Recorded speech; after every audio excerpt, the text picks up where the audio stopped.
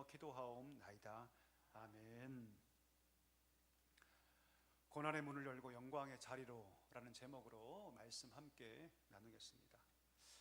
그럼 성경의 이야기 가운데 가장 통쾌한 장면이 있다면 어떤 말씀일까요? 딱 떠오르는 스토리가 있으십니까? 제게 이 질문을 던진다면 저는 다윗과 골리앗의 이야기를 가장 먼저 합니다.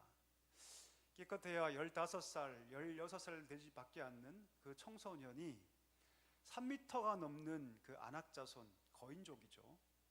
그 골리앗 앞에서 칼 가지고 덤비는 게 아니라 물맷돌로 덤빕니다. 여러 번 던진 것도 아니죠.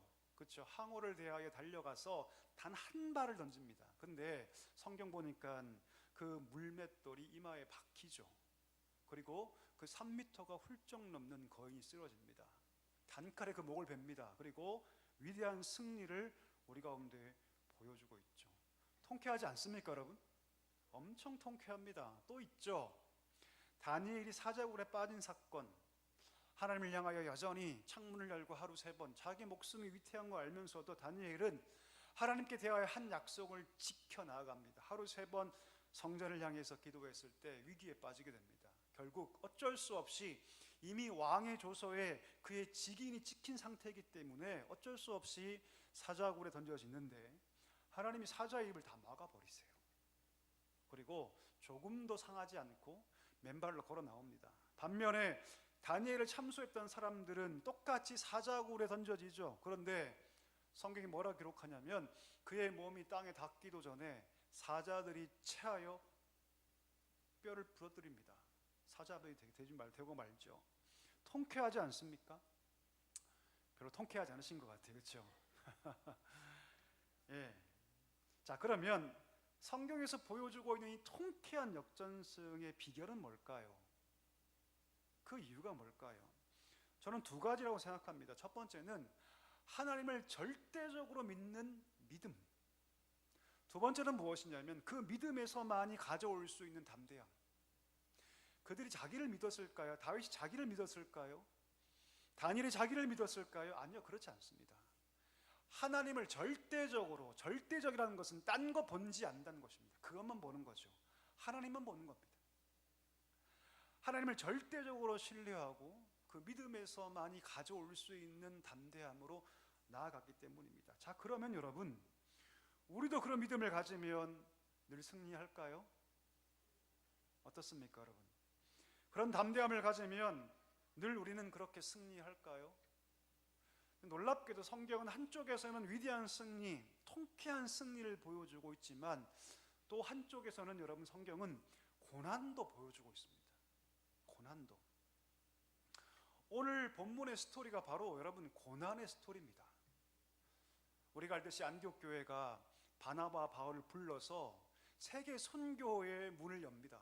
어느 누구도 세계 선교를 꿈꾸지 않아요, 여러분. 어느 누구도. 그런데 하나님의 은혜를 충만하게 경험했던, 그래서 그 지역의 모든 사람들에게 그리스도인이라고 불림받았던 안디옥 교회가 자기를 가르쳤던 바나바 바울을 불러서 세계 선교의 문을 열며 1호 선교사로 파송합니다. 어떤 마음이었을까요? 얼마나 꿈에 부풀었을까요? 그들이 안디옥 교회 파송을 받고 이제 불모지, 영적 불모지를 향해서 출발하는데 우리 지도 한번 볼까요? 자, 지도 보시면 여러분 보시는 오른쪽 안디옥이라는 글씨 보이십니까? 보이시죠? 여기가 안디옥이에요. 예, 안디옥. 여기서 파송받습니다. 여기서 어디로 가냐면 현재 키프로스 섬이라고 불리는 구브로 섬, 배를 타고 가장 영적 불모지 중에 하나였던 현재 키프로스 섬, 구브로 섬까지 가서 살라미 바보에서 복음을 전하고 또 배를 타고 북쪽으로 올라가서 버가 위에 또 안디옥이 있죠. 이 안디옥은요, 그들이 파송받은 안디옥과 다른 곳입니다. 이름은 같지만 다른 도시예요. 여기는 비시디아 안디옥입니다. 이 안디옥까지 갑니다. 내려주시고요. 이 안디옥에서 가장 먼저 어디를 찾아가냐면 회당을 찾아가요. 유대인들이 있는 곳은 항상 회당이 있었거든요. 시나고게라고 얘기하는 회당이 있는데 그 회당에 가서 그들이 그리스도를 증거하기 시작해요. 너희가 율법을 통한 의를 말하지만 그 의가 아니라 예수 그리스도를 믿는 의로 말미암아 너희가 진짜 의롭게 될 수가 있다. 이게 믿음으로 말미암는 의다, 행위가 아니라 예수 그리스도가 너희를 위해 죽으셨고 그 사실을 믿는 믿음으로 말미암아 주어진 의가 있는데 그게 진짜 의다. 이 말씀에 유대인들이 까무러칩니다. 평생 율법만 알았고 평생 율법을 통한 의만 알았는데, 아니 예수 그리스도를 통한 의가 있다고? 그분이 메시아라고? 이 말씀에 그들이 충격을 받고 다음 주에 또 와달라고 얘기를 하죠. 왜냐하면 회당에서 모이면 일주일에 한 번이거든요. 지금처럼 우리가 예배해 드리는 것처럼 일주일에 한 번만 그들이 안식일에 모이거든요. 다음 주 쫓아갔더니 세상에 엄청난 사람들이 회당에 운집해 있는 거죠. 좋은 소식이죠, 그렇죠? 그런데 이 장면을 보고 회당의 지도자들이 시기심을 갖기 시작합니다. 그리고 바울과 바나바를 음해하기 시작하죠. 어쩔 수 없이 이 안디옥에서 떠나 어디까지 가냐면 이고니온까지 갑니다. 자, 이고니온에서 어떤 일이 벌어졌냐면 이미 소문이 다 퍼졌어요. 그리고 이고니온 회당에 가니까 이미 엄청난 사람이 운집해 있습니다. 우리 읽지 않았지만 14장 1절 보니까 허다한 무리가 이미 그 회당을 가득 채우고 있어요. 세상에. 그리고 바울의 설교를 통해서 예수 그리스도를 그리 믿기 시작합니다. 그런데 2절에서 정반대의 상황이 벌어지기 시작하죠. 또다시 유대인들이 이방인들을 성공해서 바나바와 바울을 그리고 그를 통해 믿게 된 형제들에게 악심을 품게 합니다. 악감을 품게 하죠. 악감을 품다는 것은 뭡니까? 그냥 미워하는 정도가 아니라 조직적으로 그들을 괴롭히기 시작했다는 것입니다. 조직적으로. 자, 비시디아 안디옥에서는 곧바로 나왔어요. 아마 바울의 마음 가운데 곧바로 나왔던 그게 굉장히 마음이 걸렸던 것 같아요. 이 이고니온에서는요, 조직적으로 괴롭힘 당하지만 쉽게 떠나지 않습니다. 어려운 상황에서 계속해서 복음을 전하고 그곳에서 하나님께서 표적과 기사까지 나타나게 하십니다. 자, 그랬더니 이방인들이 이제는요 정치인들을 동원하기 시작해요. 이방인 관리를 동원하기 시작합니다. 정치인까지 다 동원해서 합세해서 바나바와 바울을 공격하기 시작하는데 돌로 맞을 바로 직전까지 그런 급박한 상황까지 이르게 됩니다. 더 이상 있다가는 죽임 당할 것이 분명하죠. 어쩔 수 없이 그 이고니온에서도 떠나게 됩니다. 어디까지 가냐면 루스드라까지 가는 거예요. 루스드라. 이 루스드라에 어떤 상황이 발생하냐면 평생 한 번도 걷지 못했던 앉은뱅이를 이 바울이 고치게 됩니다. 여러분, 한 번도 걷지 못한 앉은뱅이가 일어나면 지금으로 치면 신문에 나올까요? 안 나올까요? 안 나옵니까? 나올 법하죠, 여러분. 이 도시에 난리가 나요, 이 루스드라에. 왜 난리가 나냐면 여러분, 이 루스드라는 어떤 전설이 있었냐면 과거의 이 루스드라의 전설입니다. 그들이 최고의 신으로 추앙하는 제우스와 그의 전령이었던 헤르메스가 루스드라에 방문했는데 사람의 모습을 가지고, 근데 그 당시에 루스드라 사람들이 그 제우스와 헤르메스를 알아보지 못합니다. 그리고 문전박대하죠. 제우스가 화가 나서 루스드라에 홍수를 내게 해서 엄청난 사람이 죽습니다. 이게 전설이었어요. 그 당시에 그 땅의 전설.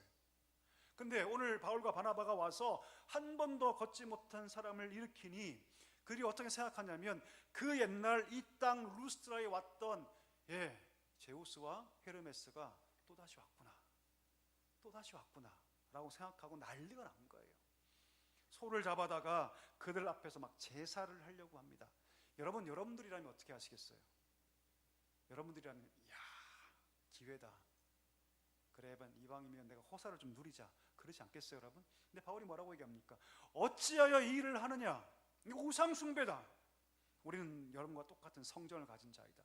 하나님께 예배해야 한다. 주 예수 그리스도께 예배해야 한다라고 그 모든 것들을 다 엎어버립니다. 이 일을 하지 않게 하는 것이 우리의 일이다 라고 얘기하면서 자기들에게 제사하는 것을 못하게 하죠. 자, 그런데 여러분, 그 다음에 이상한 사건이 벌어지죠. 유대인들이 이 루스드라까지 와서 바울과 바나바를 음해하기 시작합니다. 우리 19절 한번 읽어볼까요? 우리 자막 보시고 한번 같이 읽겠습니다. 시작. 유대인들이 안디옥과 이고니온에서 와서 무리를 충동하니 그들이 돌로 바울을 쳐서 죽은 줄을 알고 시외로 끌어내치니라. 여기서 안디옥은 여러분 파송받은 그 안디옥 지방입니다. 굉장히 먼 지역이죠. 거기서부터 대략 170km인데 사람이 걸어도 일주일 이상을 걸어야 되는 그 거리를 마다하지 않고 와서 오늘 바울과 바나바를 음해하기 위해, 공격하기 위해서 그 먼 길을 달려온 겁니다. 루스드라 사람들에게 욕을 하기 시작하죠. 비난하기 시작하죠. 정확히 무슨 말 하는지 알 수 없지만 루스드라 사람들이 이 안디옥과 이고니온에 온 사람들의 말을 듣고 그 충동질에 빠집니다. 그리고 오늘 성경 보니까 그 음해에 빠져서 돌을 들어서 바울과 바나바를 칩니다. 그냥 친 게 아니에요, 여러분. 죽을 정도로 치죠. 그리고 보니까 거의 죽은 것처럼 보여서 그 시체를 들고 성 밖에 버려버립니다. 그 몸 상태가 어땠을까요, 여러분? 몸 상태가 어땠을까요? 온 몸이 돌에 맞아서 만신창이가 됩니다. 바울이 죽습니까? 안 죽어요. 바울이 죽지 않아요. 하나님께서 은혜를 베푸셔서 그가 놀랍게 살아납니다. 자, 여러분이 바울이라면, 내가 돌에 맞아서 거의 죽게 되었고 가까스로 살아났다면 여러분 그 다음 어떻게 하시겠어요? 1번 병원에 간다, 2번 도망간다. 여러분 뭐 하시겠어요? 보통 1번 아니면 2번 하겠죠, 그렇죠? 근데 오늘 성경 보니까 바울은 온몸이 돌에 맞아서 거의 죽게 되었고 겨우 가까스로 살아났는데 다시 그 성에 들어갑니다. 그 성이 어떤 성인가요? 루스드라 성. 자기에게 돌로 쳤던 사람들이 그 성에 가득한데 오늘 바울은 그 성에 또 들어갑니다. 또 들어가요. 왜 들어갔을까요? 왜 들어갔을까요, 여러분? 복음 전하기 위해 들어가요. 복음 전하기 위해서. 온몸이 멍투성이고 거의 죽기 직전인데 그 몸을 끌고 제자들이 보는 앞에서 다시금 여러분 그 성 안으로 들어갑니다. 아마 신앙이 없는 분들은요 무모하다고 얘기할 거예요. 하지만 이것은 담대함입니다. 담대함. 하나님 나와 함께 하신다. 내가 온몸을 맞아서 온몸이 만신창이지만 그러나 하나님이 지금 나로 하여금 그 성에 들어가라 말씀하시니 내가 그 말씀에 순종하면 더 많은 영혼을 얻게 될 것이다. 여러분 복음의 역사가 언제 일어날까요? 복음의 역사가 언제 일어날까요? 복음의 역사는 여러분 우리가 생명을 걸 때 일어납니다. 아멘이십니까? 우리가 적당히 할 때 일어나지 않아요. 복음은 항상 여러분 우리의 생명을 담보로 잡고 역사합니다. 우리가 하나님 앞에서 내 생명을 바쳐서 무엇인가를 할 때 거의 내 숨이 다 끊어지고 있어요. 내 모든 가능성이 다 끊어지고 있습니다. 근데 그때 할 때 내가 더 이상 힘들어서 주의 사명 감당할 수 없을 것 같아요. 근데 그때 할 때 내 삶이 힘들고 어렵고 되는 것이 아무것도 없고 삶의 고통 가운데 있어서 믿음도 다 떨어졌는데 그때도 하나님께 예배할 때, 그때도 기도할 때, 그때도 주의 사명 감당할 때 하나님의 역사가 일어나요. 그때 일어납니다. 적당히를 통해서 복음의 역사는 일어나지 않습니다. 오늘 바울이 여러분 하나님의 음성을 들은 거죠. 내 몸이 다 맞아서 거의 죽기 직전이지만 하나님께서 다시 들어가라, 다시 가서 복음 전하라, 하나님 말씀했을 때 그가 순종했던 것이죠.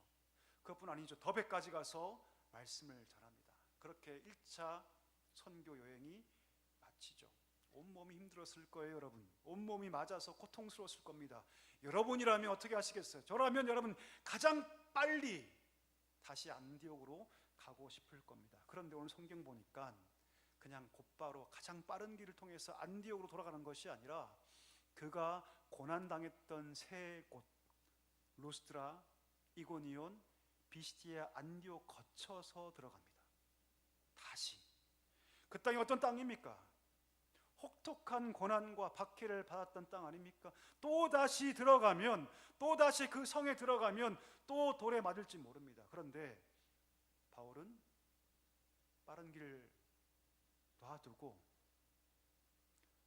다시 굳이 고난받고 핍박당했던 루스드라, 이고니온, 비시디아, 안디옥을 거쳐서 돌아갑니다. 왜 그랬을까요? 오늘 성경에 보니까 22절에 그 이유가 있어요. 그 이유가 뭡니까? 내가 복음 전해서 예수를 믿게 된 수많은 제자들이 여전히 그 성에 있어요. 그 성에 있습니다. 내가 고통당한 만큼 그들도 고통당하고 있는데 그들을 만나서 믿음에 머물러 있어야 한다. 믿음에 머물러 있어야 한다. 우리가 하나님 나라에 들어가려면 많은 환난을 당해야 한다. 이 말을 하고 싶어서 일부러 그 세 도시를 방문했던 것이죠. 여러분, 어떻게 보면 사도 바울은 좀 무모한 것 같습니다.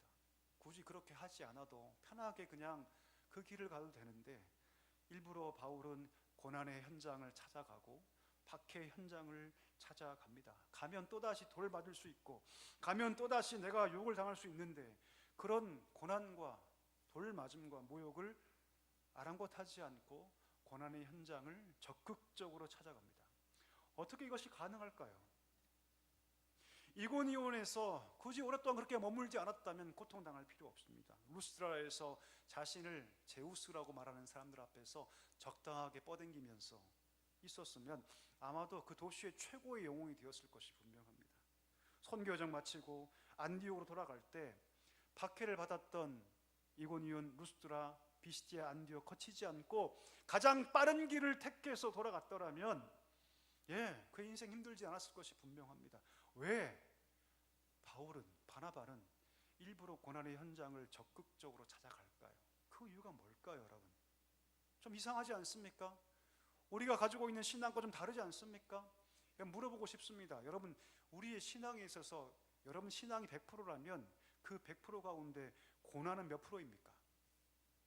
한번 생각해 볼까요? 우리 인생의 100%가 신앙이라면 그 100% 가운데 고난은 몇 프로입니까? 바꿔 얘기하면 내가 오늘 예수를 믿는 것 때문에 얼만큼 고난당하고 있습니까? 그거 한번 따져보셔야 돼요, 여러분. 더 나아가서 내가 만약 고난당한다면 그 고난을 이상한 것으로 여기지 않고 나는 당연한 것으로 여기고 있는가? 스스로에게 질문 던질 수 있어야 한다. 오늘 바울은 여러분 예수를 믿는다는 것을 어떻게 정의하냐면 고난의 삶으로 정의합니다. 왜 그럴까요? 내가 믿고 따르고 있는 예수님의 삶이 그런 삶이었기 때문이죠. 예수님께서 명확하게 말씀하세요. 나를 따라오려거든 너 자신을 부인하고 각자의 십자가가 있을 텐데 그 십자가를 지고 나를 따라와야 한다. 십자가는 사형틀이고 고난의 틀이죠. 바울이 배웠던 신앙은 그런 신앙입니다. 예수를 믿어서 내가 복되게 되고 예수를 믿어서 내가 건강하게 되고 예수를 믿어서 내가 부자가 되고 내가 예수를 믿어서 내 인생이 잘 되고 우리 자녀가 대성공을 거두는 그렇게 설정하고 신앙의 삶에 뛰어드는 것이 아니라 예수를 믿는다는 것은 고난이다. 복음을 따라 살려할 때 믿음의 삶으로 살려할 때 반드시 고난은 따라온다. 이것을 기본 디폴트 값이라고 얘기하죠. 기본 값으로 붙잡고 바울은 그 신앙의 삶을 시작했다는 것이죠. 지금의 우리 삶과 너무너무 다릅니다. 과연 내 삶의 고난은 몇 프로인가? 이것을 우리가 따져봐야 합니다. 많은 성도들이 영광을 바라죠. 여러분, 영광을 바랍니다. 어느 누구도 우리 삶이 비참하게 끝나길 바라지 않습니다. 모든 성도가 영광을 바라지만 안타깝게도 많은 성도들이 바라는 그 영광은요, 하나님이 바라시는 영광은 조금 다른 것 같습니다. 많은 성도들이 영광을 말하고 영광의 삶을 바라지만 그 영광은 사실 세속적인 영광일 때가 더 많다는 것이죠. 세속적 영광은 뭡니까? 물질이 주는 영광입니다. 성공이 주는 영광이죠. 명예가 주는 영광이죠. 심지어 이렇게까지 생각합니다. 내가 예수를 잘 믿으면 나는 성공할 거야. 한때 야베스의 기도라는 책이 아주 엄청나게 유행을 했었죠. 예수를 믿으면 네가 바라는 모든 것이 다 될 거다. 주문처럼 외워라. 나 성공할 거야, 성공할 거야, 성공할 거야. 내 기업, 내 회사 잘 될 거야, 잘 될 거야, 잘 될 거야. 너희 자녀, 우리 자녀 좋은 대학에 입학할 거야, 입학. 그러면 하나님 들어주신다. 이것이 뭐냐면 야베스의 기도의 책의 핵심 내용이었어요. 이것을 소위 신학적으로 뭐라고 얘기하냐면 번영신약이라고 얘기합니다. 논리는 이런 거죠. 하나님 너희 아버지신데 하나님 아버지가 너에게 나쁜 거 주시겠느냐? 그러니까 좋은 거 구해라. 하나님 좋은 거 주실 것이다. 이것이 여러분 신앙을 망쳤습니다. 헛된 영광을 구하게 만들었죠. 누구나 영광의 길을 구하고 그 길을 가고 싶어 하지만 성도가 바라는 영광은요, 물질이 주는 영광 혹은 명예가 주는 영광, 세상이 주는 영광하고 좀 다릅니다. 하나님께서 우리에게 주시는 영광은요, 반드시 그 전 과정이 있는데 그 과정이 뭡니까? 고난이라는 과정이에요. 고난이라는 과정. 우리가 예수를 믿으면서 세상의 부와 성공을 추구할 수 있습니다. 그러나 세상의 성과 부를 추구하며 산다면 이 땅에서 세상의 영광을 추구할 수 있어요. 얻을 수 있을 겁니다. 분명히 부를 추구하면 부의 영광을 누릴 수 있을 것이고요, 성공을 추구한다면 성공의 영광을 분명히 우리는 누릴 겁니다. 그러나 하나님이 주시는 참된 영광은 결코 얻지 못할 것입니다. 안타까운 것은 많은 성도들이 영광을 구한다고 하면서 잘못된 영광을 구하고, 진짜 영광을 구한 자라 할지라도 고난은 가고 싶어 하지 않아요. 고난은 영광을 추구하는데 고난의 길을 다 회피합니다. 하나님 굳이 그 길 가야 됩니까? 나 가고 싶지 않습니다. 하지만 여러분 이것을 기억해야 합니다. 여러분 하나님께서 주시는 영광은요, 고난을 통해서만 얻을 수가 있습니다.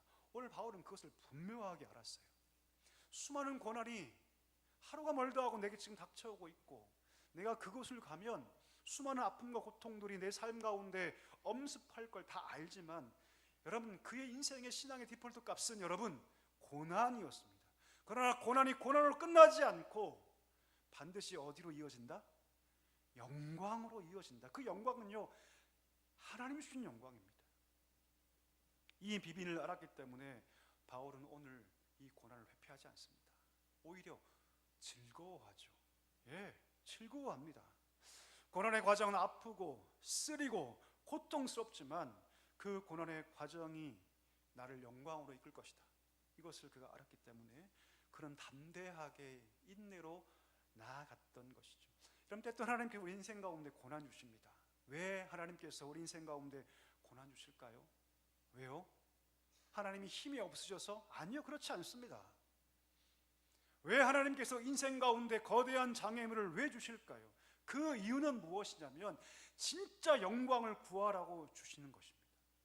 아멘이십니까? 아멘이시죠? 여러분 제가 종종 목회자들을 만나면 대치동에 사역합니다 그러면요, 어떤 다는 그렇지 않습니다. 몇몇 분들은요, 와 대치동요? 이렇게 하는 분들이 계세요. 그리고 막 물어보죠. 건물이 얼마짜리입니까? 뭐 별 얘기를 다 물어보세요.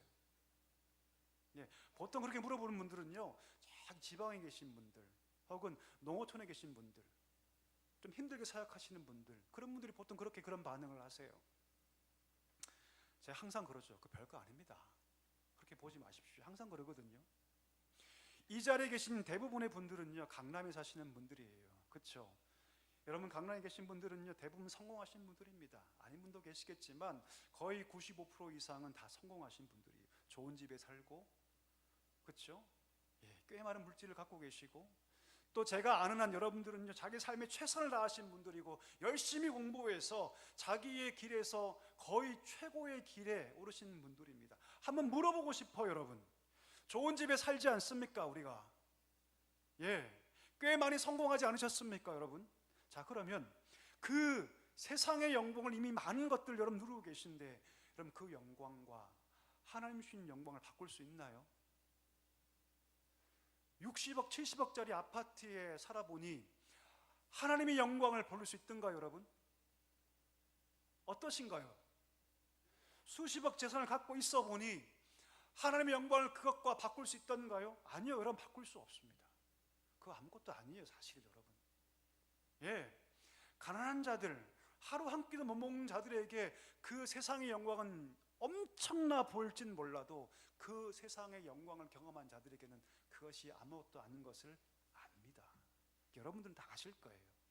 이미 좋은 집에 살고 계시고 세상의 성공과 영광을 이미 많이 누려봤기 때문에 여러분들은 세상의 영광이 얼마나 구름 같은 것이고 안개 같은 것인가를 아실 겁니다. 그러면 뭘 구할 수 있습니까? 진짜 영광을 구할 수 있죠. 구할 수 있죠. 세상의 영광, 물질이 주는 영광, 성공이 주는 영광, 그거 아무것도 아니다. 내가 살아봤더니, 내가 얻어봤더니 그거 아무것도 아니더라. 진짜 영광은 하나님께서 주신 영광이더라. 이 얘기를 우리는 할 수 있다는 거죠. 그런데 그 과정이 있습니다. 그냥 얻는 것이 아니라 하나님은요, 부자든 가난한 자든 성공한 자든 실패한 자든 반드시 고난의 과정을 통해서만 그 영광을 배우게 하십니다. 말씀 한번 읽어볼까요? 로마서 5장 3절과 4절 말씀 우리 같이 한번 읽어보겠습니다. 시작. 다만 이뿐 아니라 우리가 환난 중에도 즐거워하나니 이는 환난은 인내를, 인내는 연단을, 연단은 소망을 이루는 줄 알미노다. 바울이 뭐라고 해야 합니까? 환난 중에 되려 뭐한다? 즐거워한다. 어떻게 이것이 가능합니까? 환난이 내 삶을 소망으로, 어떤 소망인가요? 영광을 이루는 소망으로 인도한다는 것을 알기 때문입니다. 여러분, 말씀을 정리하기를 원합니다. 우리가 구할 영광은 세상에 있지 않습니다. 세상에 있지 않아요, 여러분. 여러분, 우리가 구할 영광은 하늘의 영광이고 하나님께서 주시는 영광인 줄 믿습니다. 고난 가운데 계십니까? 여러분, 고난을 즐거워하십시오. 기뻐하십시오. 고난 가운데 머물러 있으십시오. 오늘 말씀 22절처럼 마음을 굳게 하여 그 믿음에 머물러 있으십시오. 그리고 인내하시길 바랍니다. 그 인내 자체가 우리를 연단하게 합니다. 연단이 무엇입니까? 강철을 단단하게 하고 우리를 정금으로 만드는 것이 연단입니다. 그 과정을 통해서 나도 성숙하지만 그 인내 과정이 계속 이루어져 우리 삶을 하나님이 기뻐하시는 영광의 자리까지 인도하시는 줄 믿습니다. 오늘 이 영광을 사모할 수 있는, 영광을 사모하여 고난 가운데 믿음으로 인내할 수 있는 우리 모두가 되시기를 주의 이름으로 축원합니다.